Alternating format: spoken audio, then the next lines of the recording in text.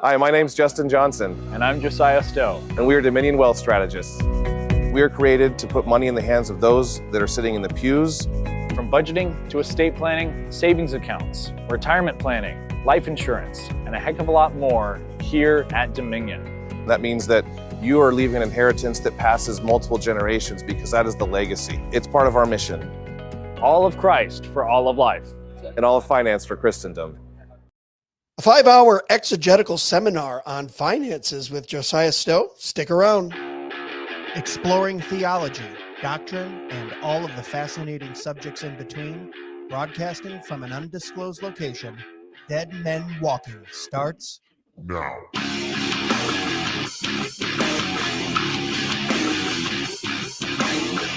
Well, hello, everyone. Welcome back to another episode of Dead Men Walking. I'm your host, Greg Moore. You can find out more about us at dmwpodcast.com or follow us anywhere on socials at Dead Men Walking Podcast, except for Twitter X for some reason. Wouldn't give us that one. So it's a real DMW podcast over there. But we appreciate all your feedback. We appreciate the constructive criticism. Sharing with a friend, that's how we grow.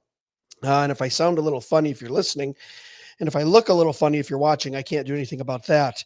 But a little under the weather, lost the voice there for a couple of days. It's coming back, but we're going to power on through this episode. So if I sound funny, that's okay. But first, I got to tell you about Dominion Wealth Planning, you guys. Only distinctly reformed financial company that you need to know about, trust, and use. Love these guys over at DWP. They're a full-service financial and wealth planning company for your personal business and church finances. We're called to be good stewards with what God has blessed us with and to take dominion over our finances. So let's place our money with Christians and not degenerates. And I know these guys personally, and they do a phenomenal job. Dominion Wealth Planning can assist you with budgeting, debt management, savings, life and health insurance, retirement, planning, estate planning, business services. The list goes on and on. Anything financial, you guys need to talk to them. Listen, all of Christ for all of life, all of finance for all of Christendom is their motto. So you know that you're in good hands when you reach out to them.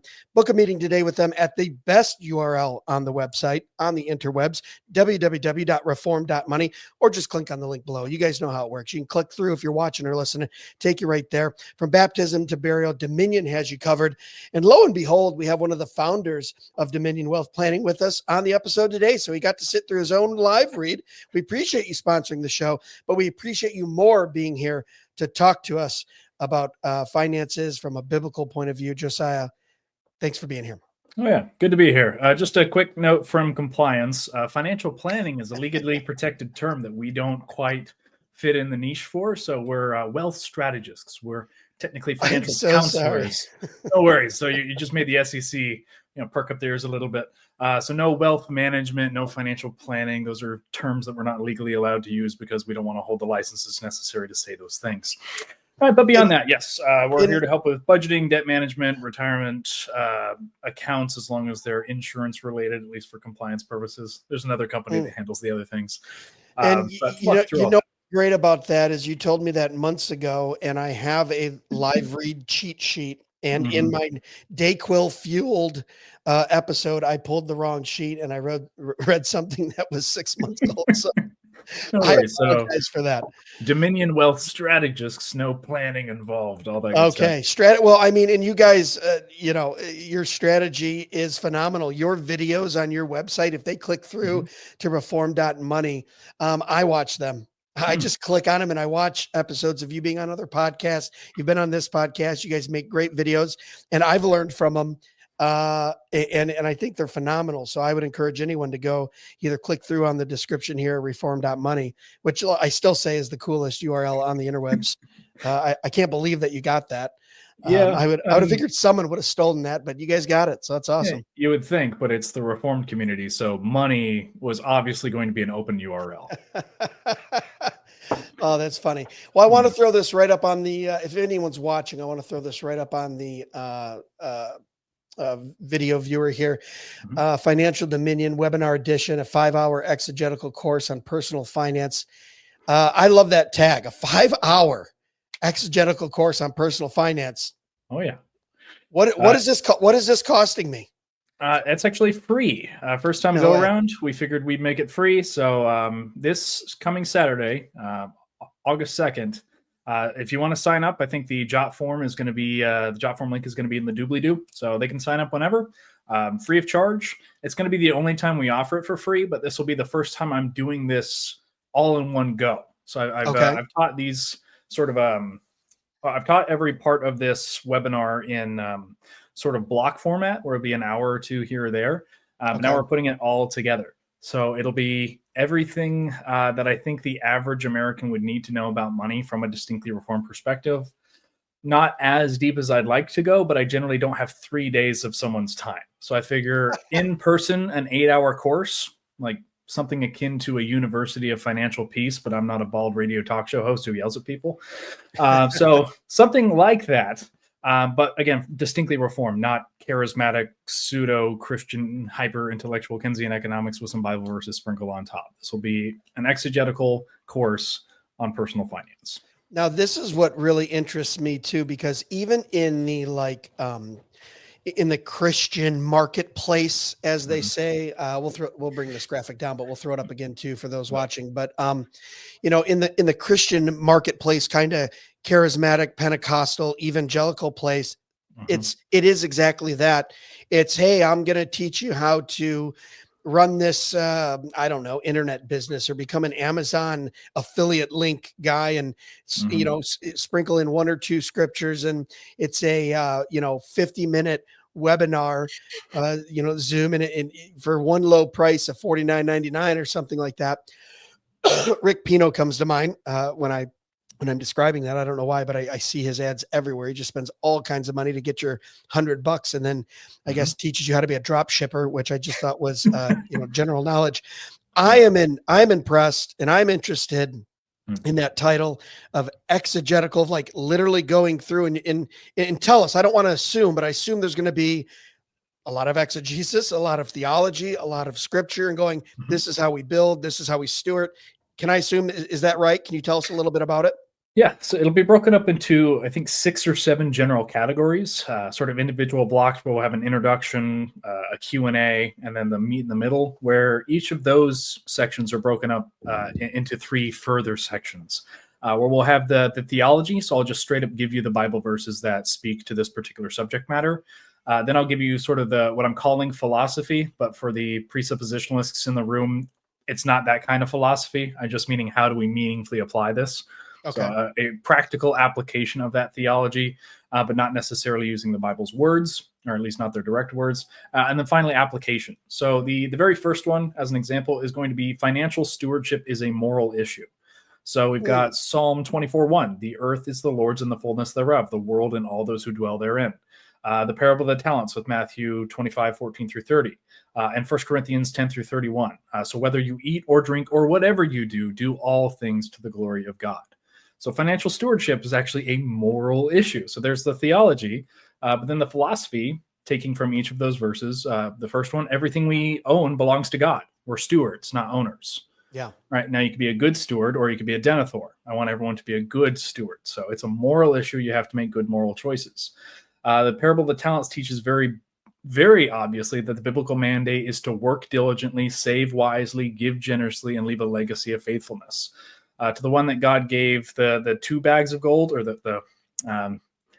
to the servant who received 2 bags of gold, the fact that he got 2 bags of gold on top of that, it was no more praise than the servant that was given 5 bags of gold and he got 5 more bags on top of that. So it's really, what are you doing with what you've been given, rather than how much money did you happen to make.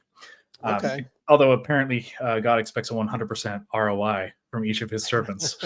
Right? And then finally, financial management reflects our obedience and trust in God's providence. Right? This is God's world, God's universe, but we are called to a certain standard therein. So we're called to integrate theology and wisdom. You have to know what God says, but you also have to work in the world. And while Scripture is sufficient for all things pertaining to life and godliness, it is not an exhaustive guide to all things of life and godliness. In so much as there's no Bible verse that says you, Greg, will put money away in your cash value life insurance policy on this date and in this amount. Right? It's not exhaustive in that regard. So there are still principles that do do teach that. So the philosophy of even just that general first section, the sovereignty of God over all things, including money, should influence how we approach our financial decisions. Contrast that with secular advice. While similar tools may be used, the goals do differ. And a holistic view of finances, stewardship involves not only wealth building, but also avoiding idolatry and fostering that generosity. In fact, that's one of the few sections where we don't have an application section. It's just, here's the knowledge. You need to know things both biblically and theologically, and I suppose sort of philosophically. And then I'll have a break for questions. We'll then run through their financial vision statement, their financial assessment, where I will give them a fillable PDF. So if you sign up for the webinar, you get a full fillable PDF where I hope you fill it out in advance. It's going to be difficult to do that on the day, considering how lengthy the financial assessment is. Right. So please fill it out in advance. It looks eerily similar to our data collection sheet if you're a client of ours. Nearly 1-to-1 for some reason.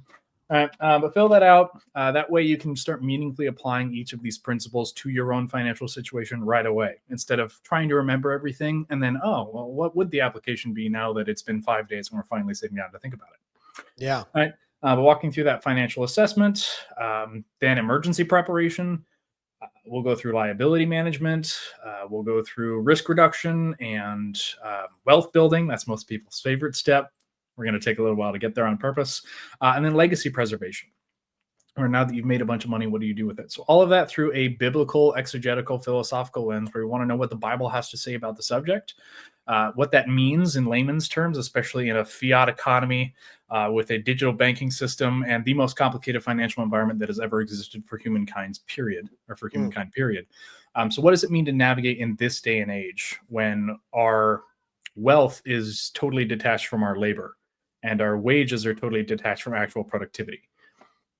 How do you still be a biblically faithful Christian in that? That's interesting concept. Right. Not a lot of people think that way, but you're absolutely right. Yeah, we have to. We're operating in an environment that is, I would say, fairly aggressively anti-Christian by the virtue of how things are built. The waters that we swim in are anti-Christian waters. We've allowed the pagans to take over large sectors of the economy and even some macroeconomic things, and they're doing pagan things with it. Surprise. So if we're ever going to take those back, they have a vested interest in making sure we don't have access to capital, that we don't get money, that we don't enact changes to actually improve those systems in a biblical manner, because they're winning the game right now. But you can still win the game by playing by God's rules. His rules overrule everything else. So if you are producing good, true, and beautiful things at scale, you are marketing well, and a lot of people like your product, they're going to buy them because most people are driven more by economic factors than moral ones. If you have the best and cheapest thing on the market, they're going to buy it regardless of who's the owner. We see that with all the evil people in power now. No one likes them individually. All the liberals hate Jeff Bezos, but they continue to shop on Amazon. Sure. So if we take over these economic principles and we do the business right, I don't think it'll be that surprising when we end up de facto winning, because the forces of evil are, again, more driven economically than morally, at least when they're embodied in human beings. Yeah. All right. So I want to get into who this is for. We'll get into that a little bit later, but you said something right up top there in the first section that piqued my interest. And for the listeners, I literally told Josiah, let's jump on and talk about it. He doesn't know what I'm going to ask. So this is what I love about Josiah is he comes on and I just start firing questions away and he always comes out on top. So if this is something that you aren't going to, even if you're not going to talk about it or you don't want to answer, that's fine. But you said there's a difference between, it's not how much that you have at the end of the day or end of your life or whatever, but it's how you stewarded it, right? And you said stewardship is moral. So that's a big kind of vague area of saying, yes, stewardship is moral, and it's not the amount you have, because look at, we have a lot of theologies out there. I think of the prosperity gospel that says you're only blessed if you have large amounts of something, or big houses, or private jets, or making millions of dollars, to where you're saying, well, no, it's how we stewarded it. So if you were to dig down on that a little bit and say, what is the theology of how we steward something? What are some practical things that is a big kind of vague statement.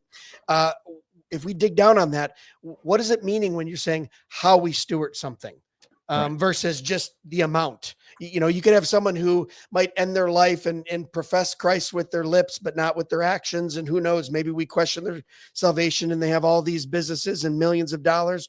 Yet you have someone who plodded along and stewarded it wisely, started out with very little, but leaves something for the next generation to pick up where they left off.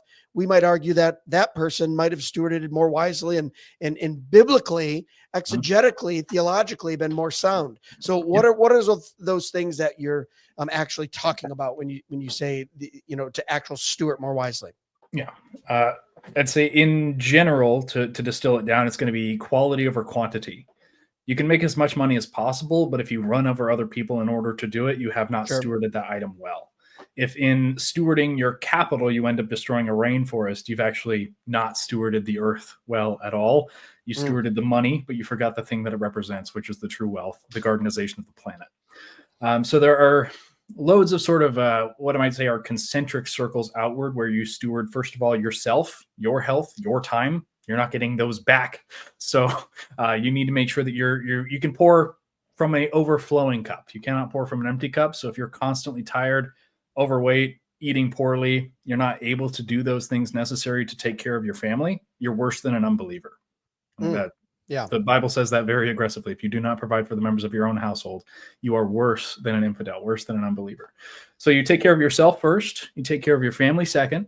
You take care of your business third. It's actually not the church. Some people get those confused, but you have to take care of those who rely on you for income. Right. Take care of their families. Then out of your excess from there, if you're a business owner, then you take care of the church. Then you take care of the community. Then you take care of the state. Then you take care of the nation. Then you take care of the world. I see a lot of people sending a lot of money overseas without taking care of their own families, let alone their own communities and churches. So we need to keep that concentric. You grow out of your abundance, not out of your subsistence. If you have 10 geese, you don't kill a goose every Sunday and give it as an offering. You tithe out of the eggs. We want to make sure this is productive, and production is necessarily going to be logarithmically effective. If you buy a field and you plant 100 heads of wheat, that'd be a very small wheat field, 100 heads of wheat, but if each of those stalks has 20 or 30 wheat buds on it, then great. You save those seeds, you plant them next year, you're 20, 30xing every single year. Do that for 5 years. There's not enough room in your nation for all the wheat that you would have. So it's going to be logarithmic and exponential. If you're managing a field or a herd of goats every single year, each female goat has 3 to 5 kids. So great. Every single breeding season, they can have 2 or 3 in a year. I was raised on a farm. So every single year you might have, and you might be doubling your herd every couple of months if you're doing it well, if you're managing them wisely. Same thing with your money. If you're doing it well, if you're running it wisely, if you're creating something good, true, and beautiful, it is probably going to expand in a logarithmic fashion, which generally means it's going to be very slow at the beginning. Yeah, it curves up pretty quick. You will have some exponential growth at some point, but generally it's slow beginnings. Do not do not despair small beginnings. He who is said over little will be said over much. Look at a man who is excellent in his work. He will not serve before unknown men. He will serve before kings. So it does happen. It just takes more time than I think a lot of our culture has the patience for. So they try to take shortcuts, and they end up not stewarding the wealth and the resources that they were given to the degree of moral excellence that I think they are called to. It's kind of funny because you touched on another thing that I've seen, and even growing up in some churches when I was younger, where there was like this ritualistic, legalistic, forcible tithe, that it was 10% of income. And I would talk, and I remember having families that were on government subsidies and they couldn't support their own family, yet they were ritualistically saying, oh, but I have to take 10, 15, 20%, give to the church. And as a little kid, I went, man, and I say little kid, but I'm like 10, 12 years old talking to friends, and kids are smarter and they pick up more than what most parents think. And you go, that seems backwards. A man can't even provide for his own family, yet he's been taught, well, you just have to give to the church. And look, I'm not going to make this an episode and go, oh, I'm not telling you don't tithe, right? I'm not telling you don't give of your abundance, because there is I think a very sound reason why God says to be generous. And when we think generous in this country, tell me what you think about this, Josiah. We just think about money. I'm thinking about generous in everything, right? Generous in our time, our labor, our teaching, our discipling. when you're generous, it's a real idol killer. Like if you like, Oh, yeah. it kind of helps with like the second commandment, right? Like if I'm generous and I hold everything with an open palm, it's really hard for me to have idols in my life. Mhm. Idol of my time, idol of my family, idol of my money, idol of my profession, idol of relationships. If I'm generous with them all, I think that's why God loves a cheerful giver, loves someone who is generous in heart, because it just instantly kills and mortifies idols. Right. It's funny that you touched on this. I'm going to read you verbatim from the article I just posted about an hour ago. Right. Interesting. So in our experience working with Reformed believers, one of the most frequent hindrances to starting a business is a deeply embedded suspicion of money, markets, and profit. While this may spring from a healthy desire to avoid worldliness, it often results in an unhealthy Gnosticism, treating the physical world as a contaminant and the spiritual world as the only arena worthy of pursuit. But this is not biblical piety. Scripture consistently affirms the goodness of material provision and the dignity of labor. The merchant is not rebuked for engaging in commerce, but for using unjust scales. The rich is not commanded to become poor, but to be rich in good works, generous and ready to share. Work itself is good. As a quote from David Bahnsen's Full Time Should Help You See, work was not valuable because it enabled you to do valuable things. Work itself was the valuable thing. So the Reformed tradition has historically championed this view, recognizing that all lawful vocations can and must be done as unto the Lord. So the antidote to greed is not asceticism, but obedience. To reject business on the grounds that it might make one wealthy is like rejecting marriage because it might lead to children. Fruitfulness is not the enemy of faithfulness, but barrenness is. So on this idea of the tithe and the sort of Gnostic asceticism that's been in the church for a long time, in fact, I think we discussed it last time I was on the podcast, the tithe was given in an agrarian society with a gold standard currency that was literally physical gold. And it was really only applied to the richer land-owning men. If you're a woman, you didn't tithe. If you didn't own land that was productive, you didn't tithe. It was up to the Ish Gibor Hayil, the mighty men of valor, to tithe.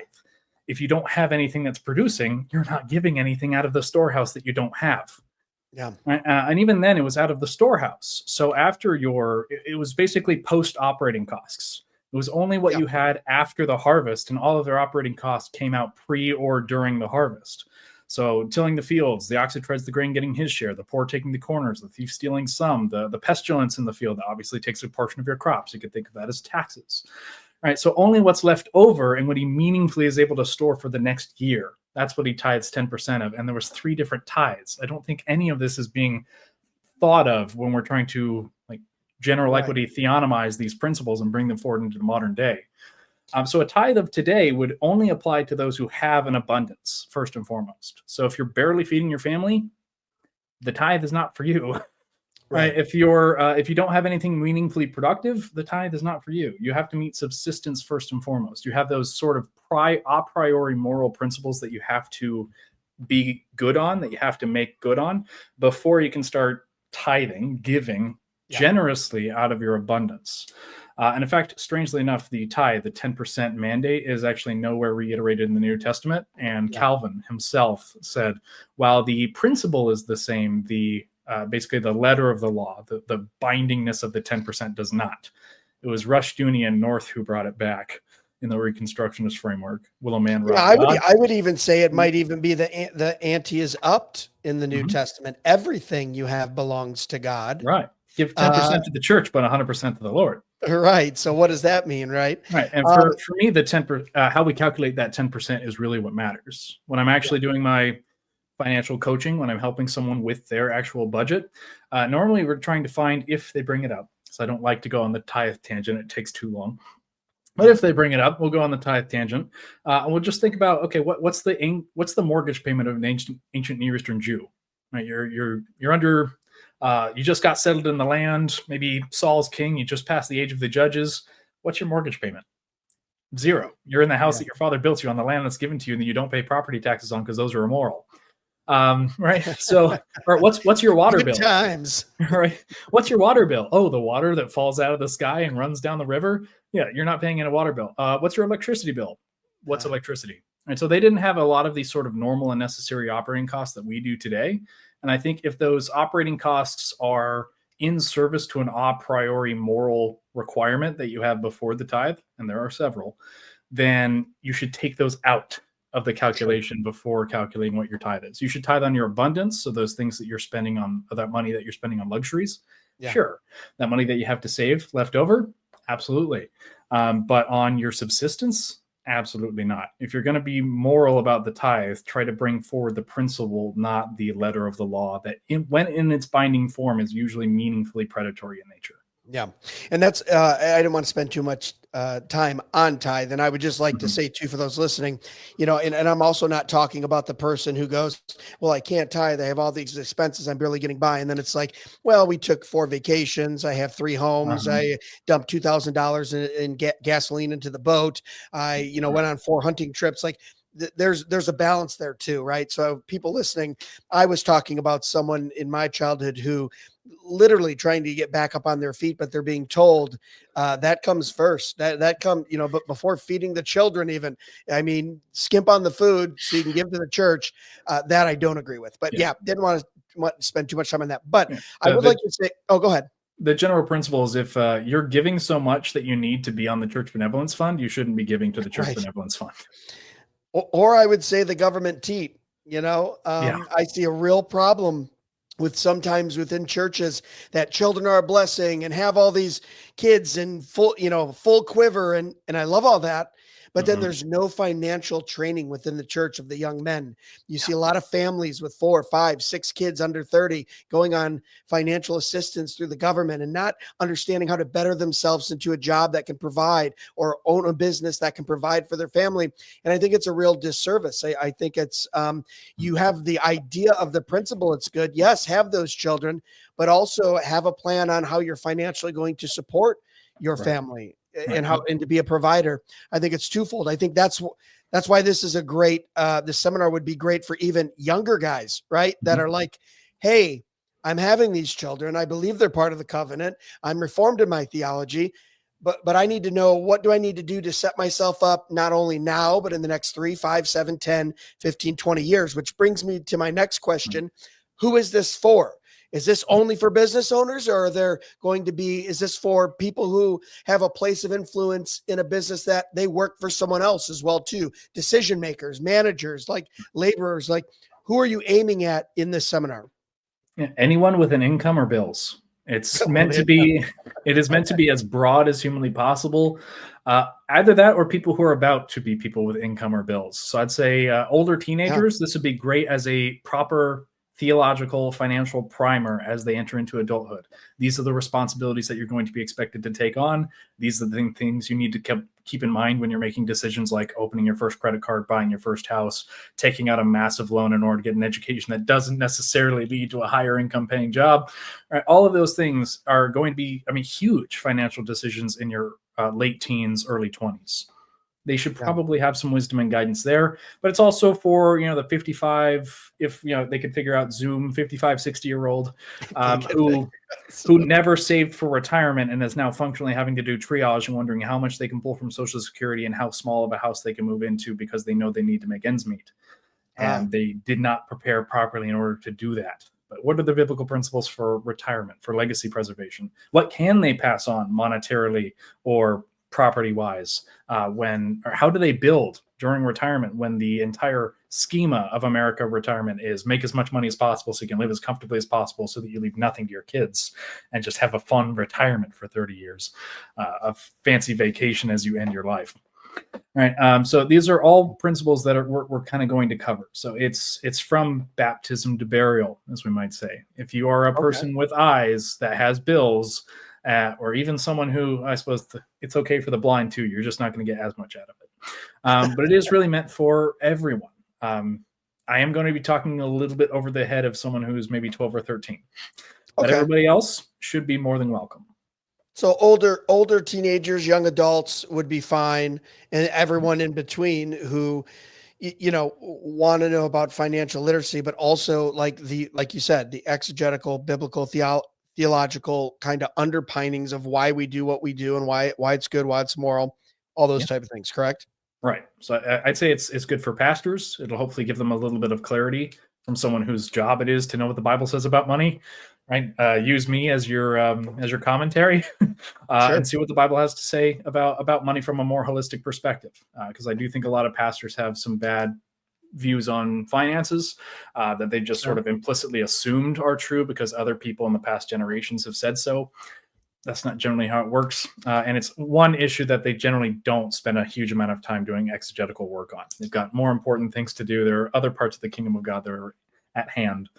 And for pastors, and business owners as well. I think there are a lot of business principles that are very clear in Scripture. Scripture is a very entrepreneurial book. The Bible is a very entrepreneurial book. It's about men who went out of their way to go start something, to go do something, to go create something. It doesn't tell you too much about the W-2 9-to-5ers. There's not a whole lot of those in Scripture. It's mostly Abraham, Isaac, Jacob, Job, and kings, tons and tons of kings who are in charge of these massive enterprises. So if you want to be biblical, generally, make something, do something, make some waves, properly apply all the talents that the Lord has given you. And that can be in a corner office, but I don't see that often being in its fullest expression in the corner office. Sure. You know, on the pastor tip too, like you were saying, I see two camps. I see one that just, a lot of pastors that just have a horrible theology of money, right? And sometimes it's linked to their theology and doctrine. And then you see those that just kind of ignore it because it takes a lot of time, a lot of study, a lot of like uncertainty, even in their own finances, right? Like pastors aren't historically very good financially. They usually have, whether you're Presbyterian or, congregational, they have some type of elder board or someone else that's doing that. And I found that your writings and your videos, I feel, would be really good for pastors and elders to go, like you said, use me as a syllabus, right? Like I've got it all laid out for you. Which kind of leads me to another thought. Are you giving any type of handout or copies of anything if people get into the seminar and they go, wow, I'd like to refer to a lot of this, because you could easily do 16 hours on this. You're taking it down to 5. For anyone listening right now, they totally understand you pack a lot of information into into a small space and time, which I like about you. When I talk to you, it's like eating steak. Have you ever talked to someone and you're like, gosh, I feel sick. I feel like I just ate 4 pounds of cotton candy, because they said a lot, but they didn't say anything. I'm giving you the compliment of, I walk away when I talk to you, I feel full. I feel like I just ate my New York strip, medium rare, with very light seasoning on it. No A1, because we all know that ruins steaks. And I feel good about it. I feel pastors and business owners, and even, like you said, young adults could benefit from this, because you're putting a lot into a little. But do they have a takeaway? Do they have like something they could reflect back on and look back on? No, actually, I'm planning on recording the webinar, so they might be able to go to our YouTube channel that we're intending on starting at some point. And I might have the entire thing there, hopefully parsed out with chapters so that it's not just a big mess. Sure. But no, I don't have any real meaningful materials besides our articles on our website. And now those are fairly robust. I did just post an article that apparently, according to Wix, is a 35-minute read. Oops, got a little carried away. It's called Dominion Through Business, and it's like my theological primer on business. So I'd say, and is that at the reform.money? That is at reform.money. Okay. So I have plenty of articles. I try to post at least one article per week. They are of varying sizes, but they have been getting bigger lately. I've got one that's still in the pipeline. I'm waiting for Justin to add his final touches. Might be a few weeks for that. We'll see. But it's a full historical view on why providing for your family is actually harder today. The baseline subsistence is harder today than any other period in human history. You used to be able to just work, and it would put a roof over your head and food in your children's mouths. Now, it takes some navigating of some very overly complicated financial concepts and different markets in order just to put food on your table. Sure. But waiting for the final touches on that. That'll be another 30-minute read article. But bring your notebook then. Bring your notebook, definitely. And you will get, again, some printouts or some fillable PDFs where you will have your current finances in front of you. In fact, that's actually one of the Bible verses we want to talk through. Let's see, And while emergency you're looking that up, preparation, I just financial want to assessment. stress to everyone listening, Mhm. if you do sign up for this, this one is going to be complimentary. This first one's going to be free. This is Yeah. easily a course. I look at it, look at the syllabus and what you're going over. Easily all day, $99. It's what people just charge for this type of institutional knowledge. You're Mhm. saying, hey, this is our first one we're doing, so we're going to give it away Yep. complimentary. I would say jump in now, because at some point I've got to imagine this is going, look at, you just can't take takes hours Mhm. and hours to prepare it. You're doing 5 hours on a Zoom. You have to charge us because your time's worth something, your knowledge is worth something. I Mhm. see this in the future easily being a couple $100 in courses.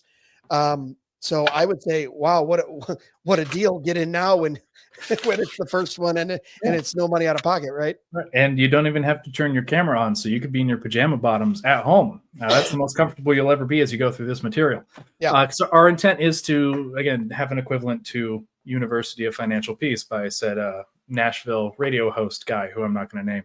Okay. So it's going to be in churches, in person. The intent is for it to be an 8-hour course that's all day.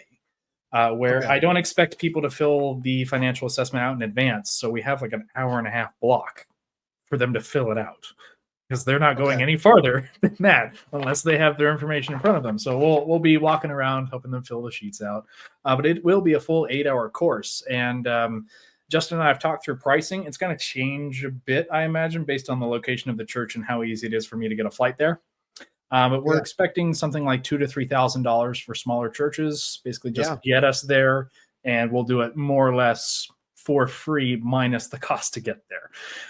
But if it's a larger church and we're having to print out several hundred copies of these, my little printer can't take that. So we'll have to charge for materials and maybe like a gratuity, and obviously charging for my time. So maybe like $5,000 to $7,000. And hopefully, well, if a church wanted to, they could split that up between the congregation, but we'd be taking that payment from the church itself. Just one lump sum. I don't want to be taking honorariums on stage Sure. or anything like that. All right, but that's the intent. So we're just going to run through the material via webinar. I'd like to have an audience. I'd like to get some feedback. So it's as much for me as it is for the rest of you, as you get the trial run of this material that we've been working on for months and months. Here you go. You'll get the meat. You just might get a few bones, and you're gonna help me pick out the bones.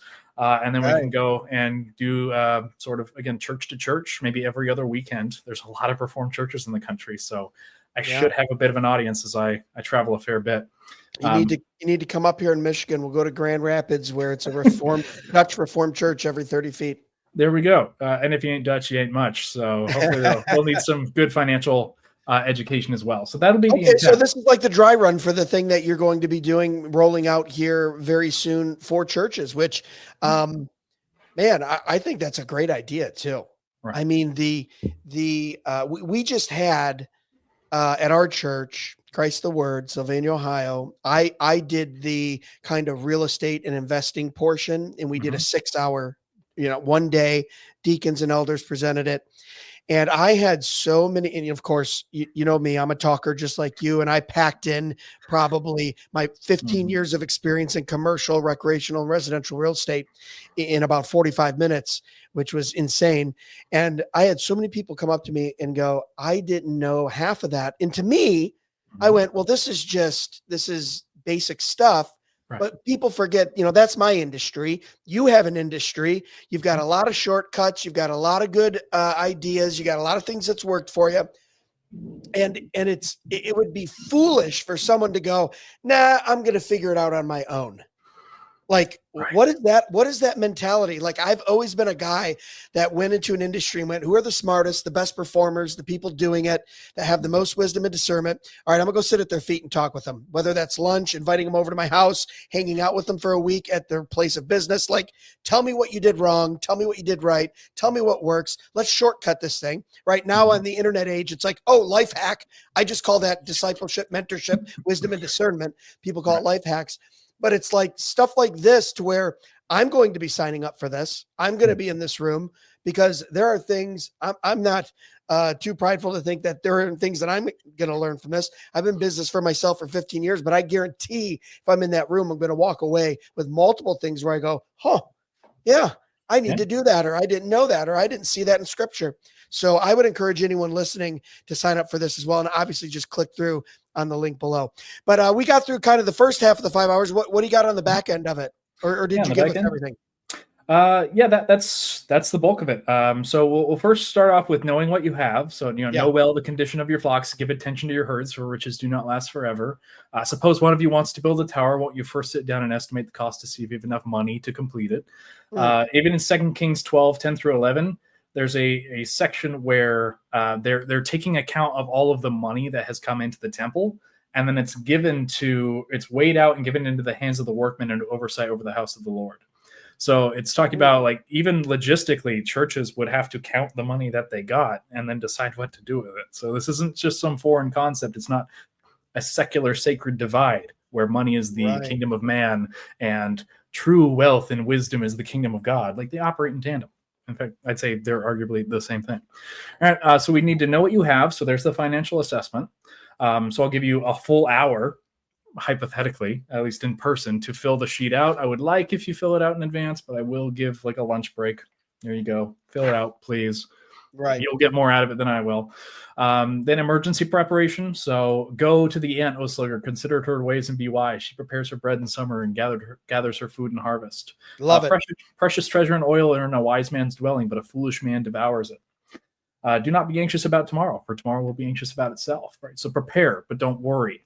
Balance saving and trusting. Plan wisely and trust in God. Then we'll go into liability management, because the Bible does not unilaterally ban debt. It's a really terrible idea that's gotten its hooks in the church thanks to a certain bald radio talk show host. The borrower is the slave to the lender, in so much as the employee is the slave to the employer, and the man who runs a business is a slave to his clients. Right? You work for someone. You will always work for someone. No man works exclusively for himself. So when you borrow, you are in fact working for your lender. You're paying him an interest rate for the use of his capital. Surprise. But it's not some moral condemnation of the concept of borrowing. Yeah, can I just say very quickly on the book of Proverbs, if we stop looking at it's so immature to me, and it really takes away from the discernment and wisdom aspect of Proverbs when we look at it as a one-for-one commandment or promise. It is a book of wisdom saying, generally speaking, or here is a warning, or be careful against this, right? And when I read that, you read into that and you go, it is a warning. Just beware. If you take on debt, you will have someone you owe that to. So your responsibilities will change for your family, for your traveling habits, for your church, whatever it is. So be warned that you do become slave to the lender, meaning you have responsibilities. And it really irks me so badly when we have a lot of evangelical pastors and Christians out there that just read Proverbs as almost like a line for line, do this, don't do that, right? When in fact it's wisdom. It's saying, hey, there's a lot of different situations in life. Be wary of this. Probably do that. I've seen this turn out really well many times. When kings have lots of counselors, usually goes well for them. It's like, you know what I mean? And it's like, that's where we find wisdom in being able to broadly read those scriptures and go, okay, here we have the most wise man on earth telling us probably the do's and don'ts, or the maybes and maybe nots of life and business. Sorry, I had to get on my soapbox there for a minute. Go on. It's a book of wisdom from the richest man in the world to his son who will inherit his kingdom. Right. Yeah. So, hey, Rehoboam, don't go into debt. There's literally no reason to. We have so much silver in the streets, it's not even worth our time to pick it up.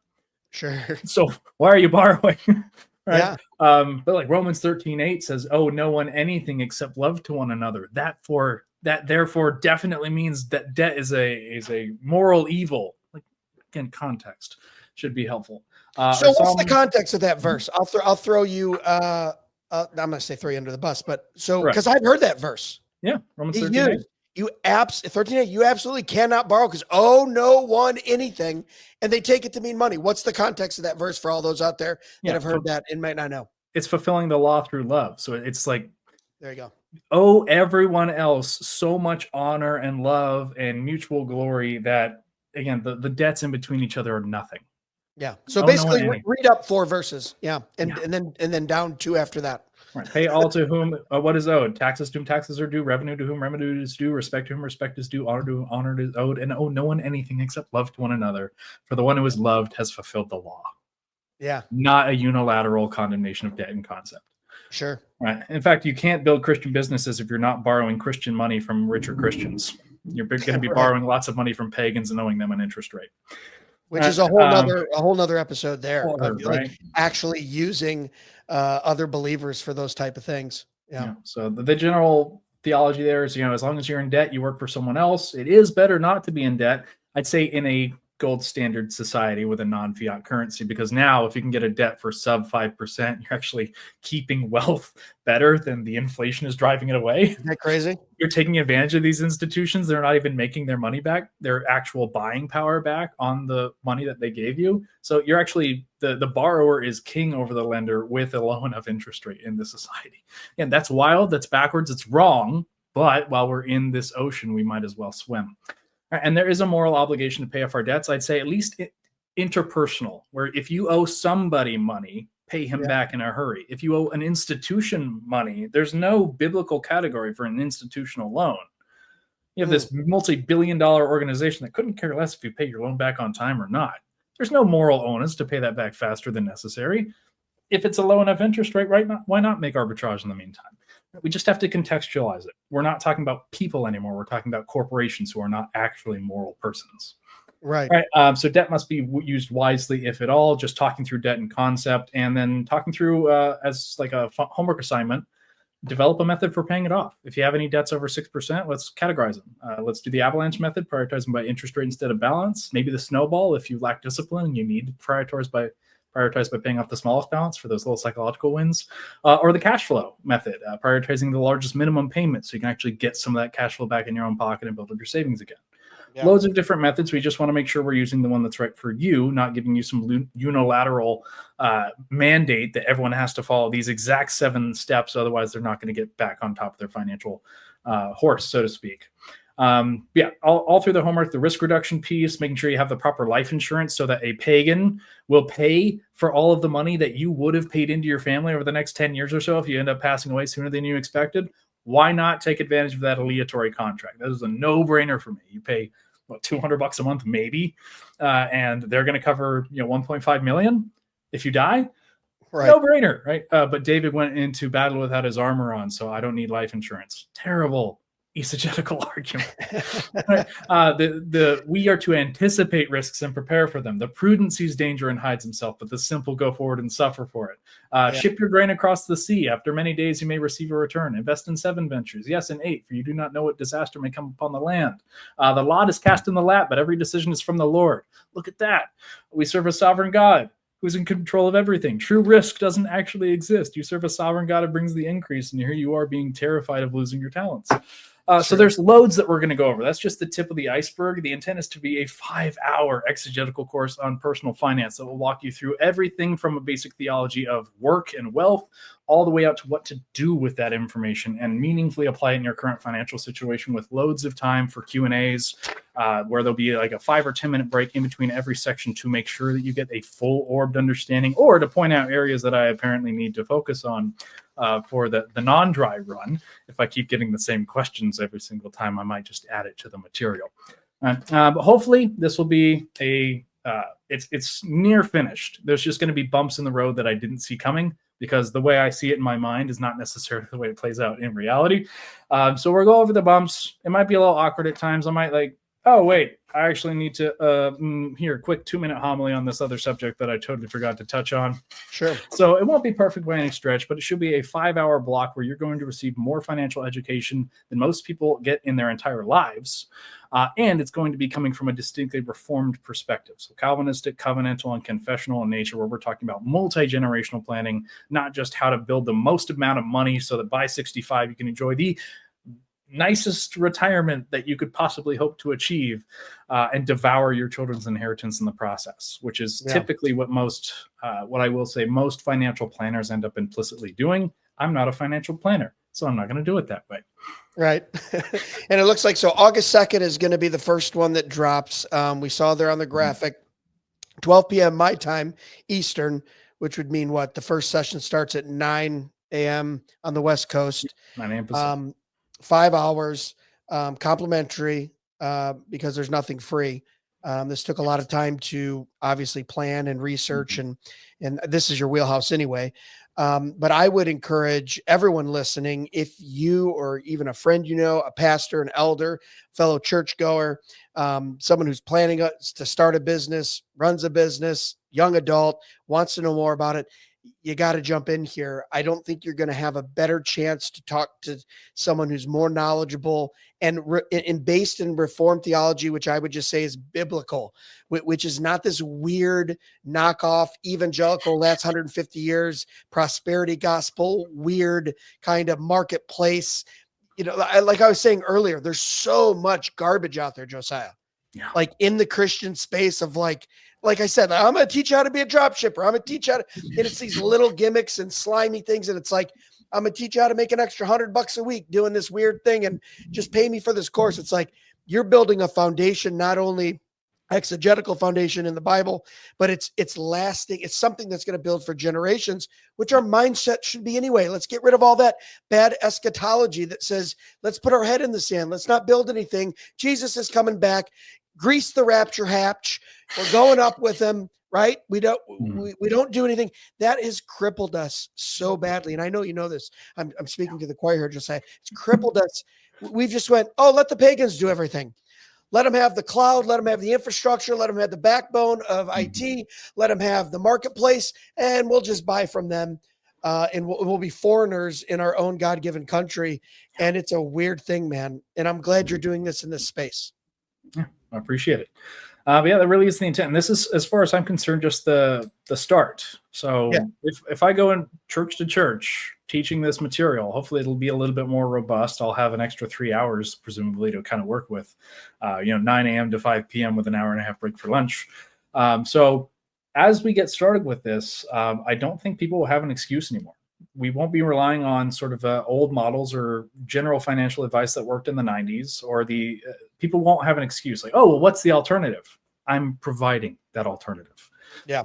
So we'll have a really robust, distinctly reformed financial education that's available to the masses. And then as soon as we get sort of a pricing model worked out and we do have a final nailed down sort of curriculum to work with, then I'll start offering this to pastors. Now, I'm in Louisville, Kentucky. So those who are in the Louisville, Kentucky area, if you want to be the first ones to go, it'll be the cheapest because I can just drive there. All right. Right. So if you're in Clarksville, Indiana, great. I mean, I hate driving across the bridge, but I'll do it for you. Right. If you're in Bowling Green, Kentucky, great. That's a 2.5 hour drive. I'll stop by Mammoth Caves on the way. So I'm happy to do, and we also have other agents. So like Justin is way up in the corner of Washington in Sumas.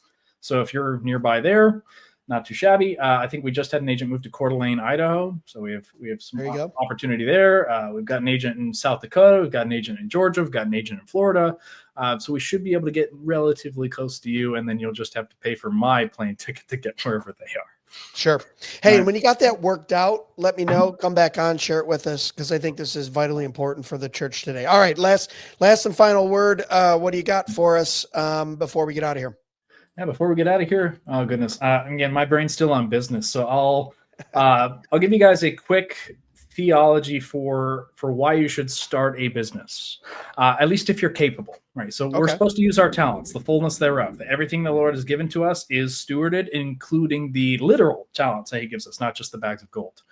All right, so if you have some sort of talent and you're not capitalizing on it, you can think of lying on your deathbed and seeing the ghosts of all the businesses you could have built. Say, why didn't you bring me into reality? Why didn't you make me a thing? Right? You could have. All the wasted time, all the idle talk. Right? Mere talk tends only to poverty. Right? But in all toil, there is profit. So get to work. And if you don't know how, that's fine. Staying ignorant is not fine. If you're weak, that's okay. Staying weak is not okay. So your current state is nothing to be ashamed of, but we are supposed to maximize what God has given us. We are supposed to put that to good work. And oftentimes, at least in this, especially in this country, which is so friendly to business, go start a business, form an LLC. You literally can't fail if you have a limited liability corporation that takes the fall for you. So Right. you put certain money out and it can't come back to haunt you. Right? There's so many like really wonderful things about our legal code when it comes to entrepreneurship. So start a business.